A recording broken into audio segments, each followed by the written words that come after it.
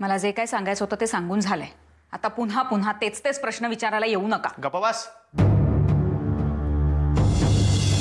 तुझ्या मूर्खपणामुळे तू बाळकाकाला आपल्या घरापासून तोडायला निघालेस हे कळत नाहीये का तुला? बाळकाकाचा विश्वास आहे माझ्यावर. प्रॉब्लेम पूनम काकूचा आहे आणि खरं सांगायचं तर I care dam about her. एक मिनिट. मी तुझ्याशी खूप पेशंटली बोलायचा प्रयत्न करतोय ना, तू उगीच तू वाकड्या का बोलायला येत आहे माझ्याशी? Just leave me alone. Not so सून.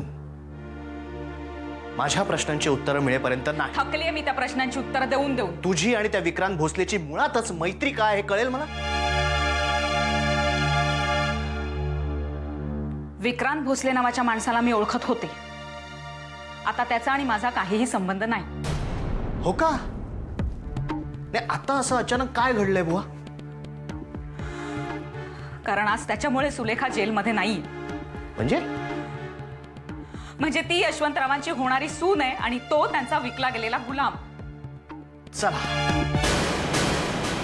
मी शेवटी त्याची खरी लायकी कळली तर तुला. हो, कळली. झालं समाधान. आणि आता हे बोलणं थांबवूया का आपण? आणि त्याच्या नादाला लागून तू सुलेखावर आरोप ठेवायला निघाली होतीस. विक्रांत भोसले हा माणूस माझ्यासाठी इतका महत्वाचा नाहीये की मी त्याच्या नादाला लागेल. आणि दादा, सुलेखाबद्दलचं माझं मत हे माझं मत आहे आणि ते आजही तेच आहे जे काल होतं. काय मूर्खासारखं बडबडतेस ग तू? का तिच्या मागे लागलीस तू?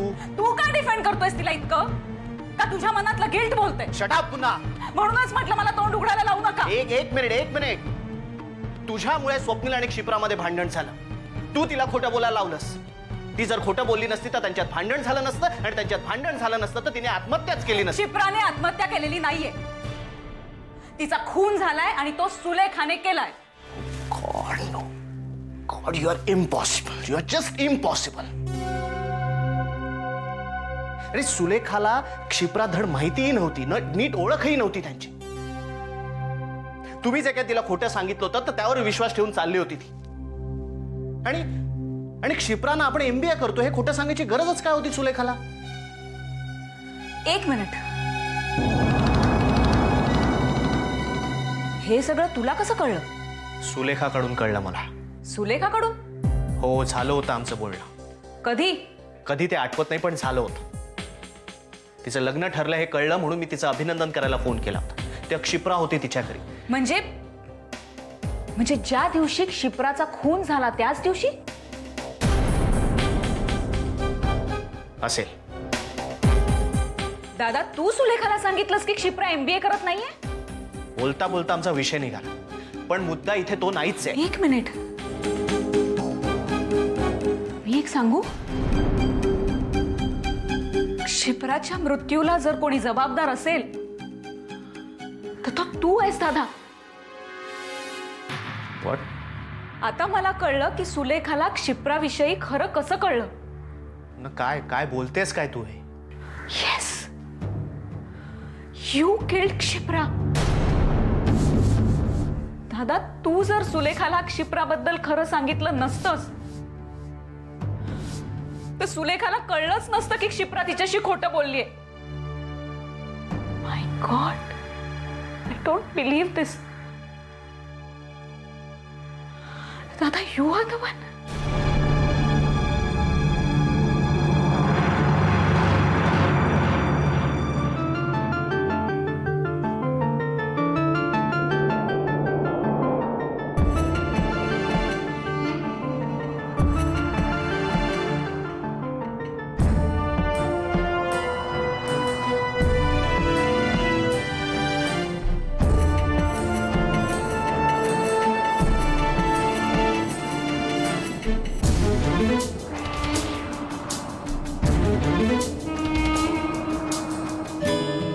क्षिप्राच्या मृत्यूला जर कोणी जबाबदार असेल तर तो तू आहेस दादा. आता मला कळलं की सुलेखाला क्षिप्राविषयी खरं कसं कळलं. Yes, you killed Kshipra.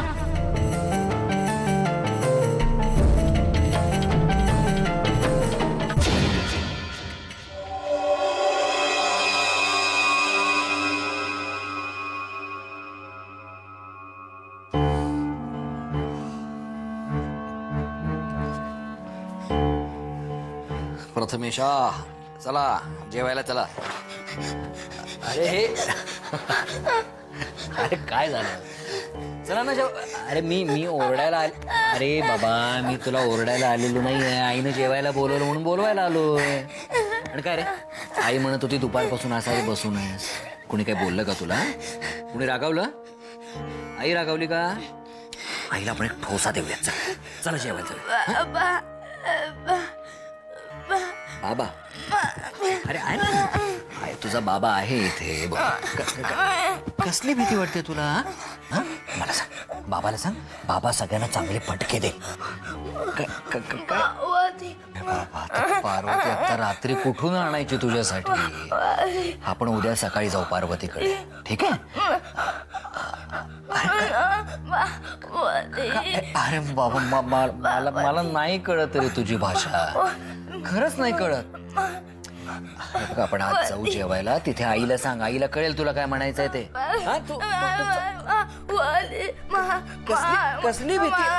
कसली भीती वाटते तुला बाळा? हे बघ, तुला तू कधीही कुणालाही अजिबात घाबरायचं नाही. समजलं का तुला? अजिबात नाही घाबरायचं. मी आहे नाही, मी आहे नाही. तुझा बाबा आहे नाही. मी भाईंकडून सरळ डॉक्टर सामंतांकडे गेले होते. मी सांगून टाकलं त्यांना सगळं. त्या बाईविषयी सुद्धा सांगितलं. मला वाटलं की ते माझं म्हणणं उडवून लावतील, पण ते सरळ आत गेले. आणि आदिनाथ, आदिनाथ. हां हां, मग काय म्हणाले डॉक्टर सामंत? तुमचं लक्ष नाहीये का? काय झालंय? काय नाही. अहो, मी मगाचपासून काहीतरी बोलतेय तुमच्याशी आणि तुम्ही सांगा मला काय झालंय. सांगितलं ना शुभ्रा, काही नाही म्हणून. आता उगीच माझ्या डोक्याला भुंगा लावू नका आदिनाथ. माझ्यामुळे कोणी आपल्या डोक्याला भुंगा लावून घेण्याची गरज नाहीये. आदिनाथ, तुझं सगळं सांगून झालंय का? नसेल झालं तरी काय फरक पडतो? शुभ्रा, आता तू उगाच माझ्या राहू डोक्यात. द्या, तसंही ते फार महत्वाचं नाहीये.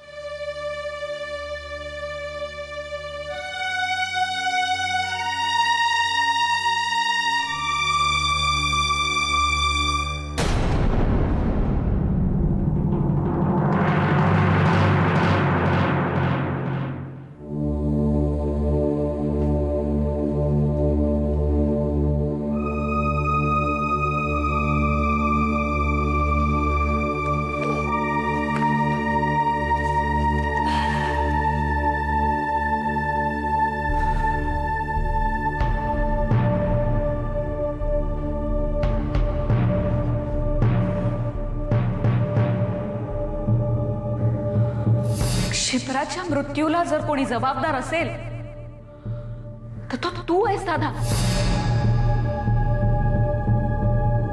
आता मला कळलं की सुलेखाला क्षिप्राविषयी खरं कसं कळलं.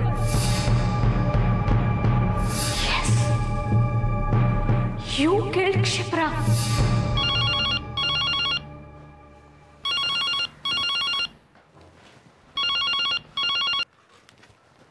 हॅलो आदिनाथा, कसा आहेस रे बाळा? आजोबा,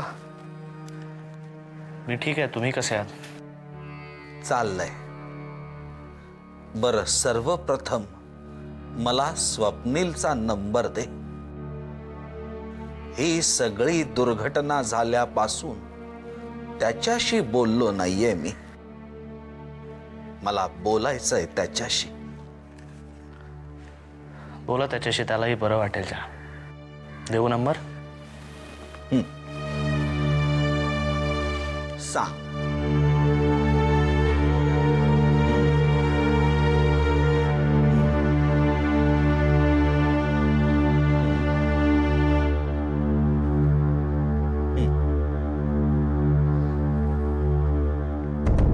ठीक आहे. श्रीराम. आदिनाथा, तुझं सकाळपासून काहीतरी बिनसलंय का रे? नाही हो, तसं काही नाहीये. का तुम्हाला का असं वाटतंय? वयोमाना परत्वे कान निकामी होत चालले असले तरी माणसाच्या बोलण्यातला सूर कणसूर कळतो अजून त्यांना. आजोबा खरंच काही नाहीये. असो आदिनाथ, श्रीकृष्णाच्या मूर्ती बरोबर तुला एक कोरी वही सापडली होती. ती हो आहे माझ्याजवळ. मी तिच्यावर काही प्रयोगही करून पाहिले. प्रयोग? हो म्हणजे त्यावर काही लिहून ठेवलंय का ते पाहण्यासाठी. डोंट वरी आजोबा, तुमची वही इंटॅक्ट आहे. पण हाती काहीच लागलं नाही. खरं सांगू का आदिनाथ,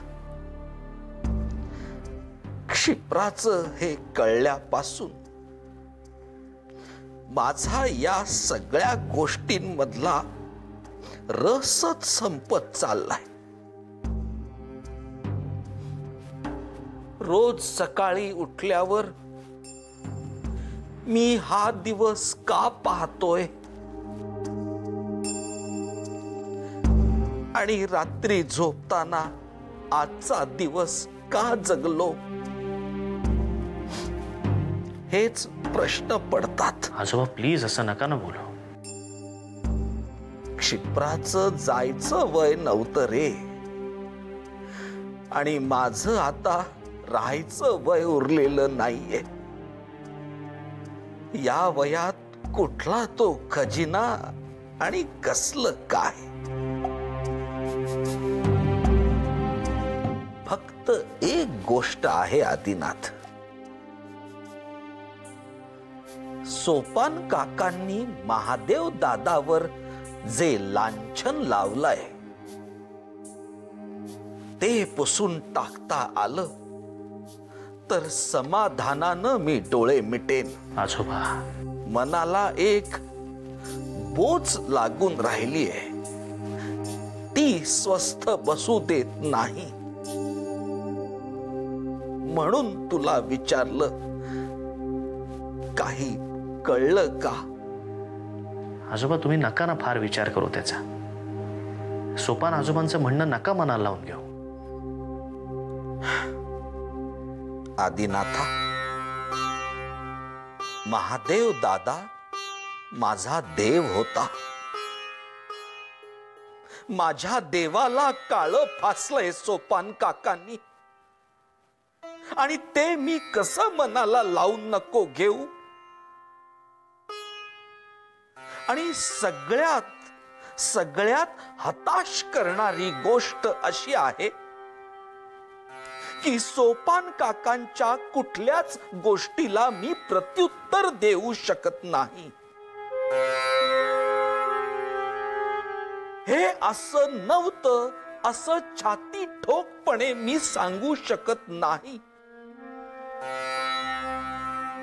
ते ज्या दिवशी मी सांगू शकेन त्याच्या दुसऱ्या क्षणी या छातीतले ठोके बंद पडले तरी बेहत्तर.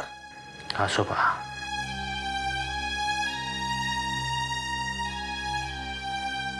असो,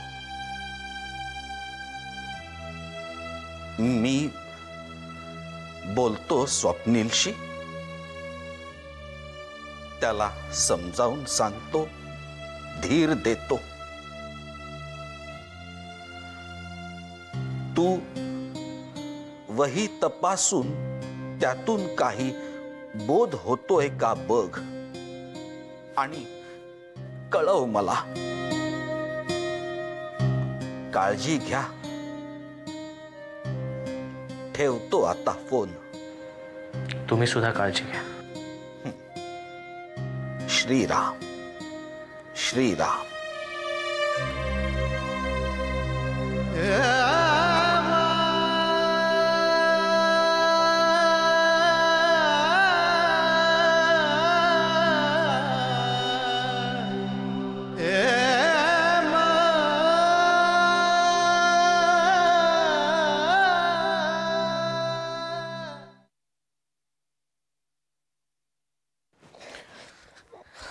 प्रथमेश, हे प्रथमेश, उठ, शाळेला जायचं आहे ना.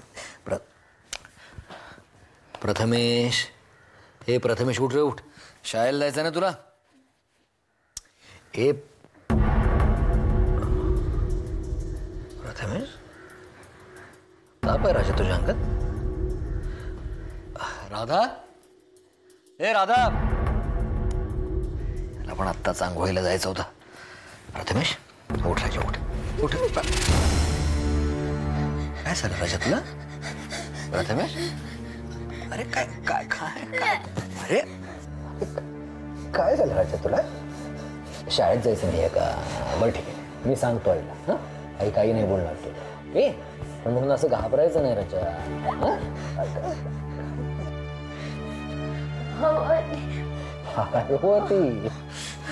पार्वती, ठीक आहे ठीक आहे, आपण जाऊयात पार्वतीकडे. ओके, काल खूप रात्र झाली होती ना, म्हणून गेलं नाही राजा तुला. पण म्हणून हे असं रडायचं, हे असं करायचं का राजा? पार्वती, पार्वती, काय काय काय झालं तुला? पार्वती, पार्वती, अरे पार्वती. पार्वतीने काय केलं तुझं आता? हा, एरवी तिच्याकडे जायसाठी एवढा जीव खातोस आणि आज अचानक काय झालं रे तुला? हा, चुप चुप, एकदम एकदम एकदम चुप, एकदम चुप. प्रथमेश बघ, आई आंघोळीला गेलेली आहे, मी जाऊन थर्मामीटर घेऊन येतो. शाळेला जायचं नाही ना राजा तुला. ठीक आहे, मी सांगतो ना. मी मी मी थर्मामीटर घेऊन येतो.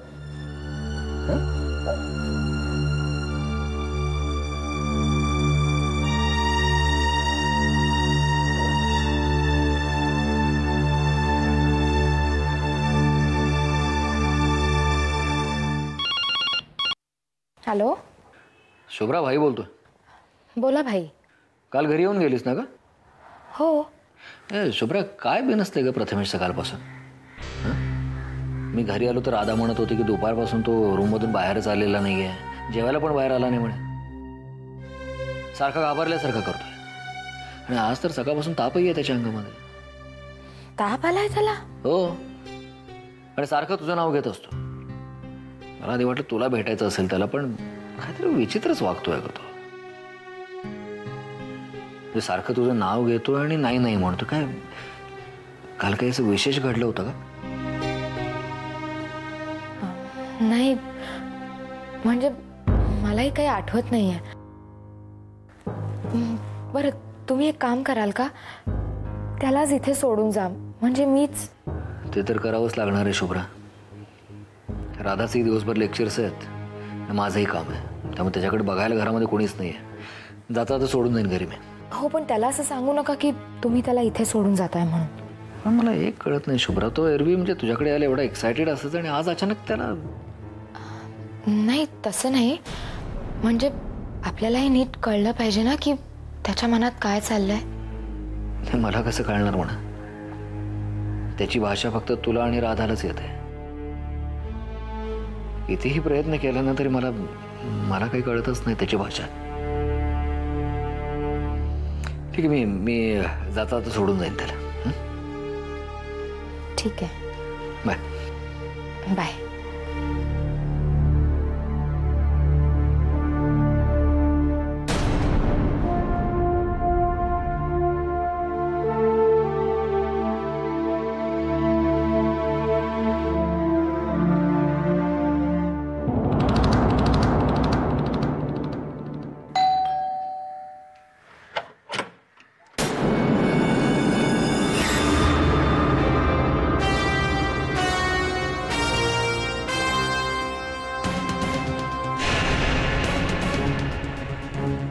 आत येऊ का?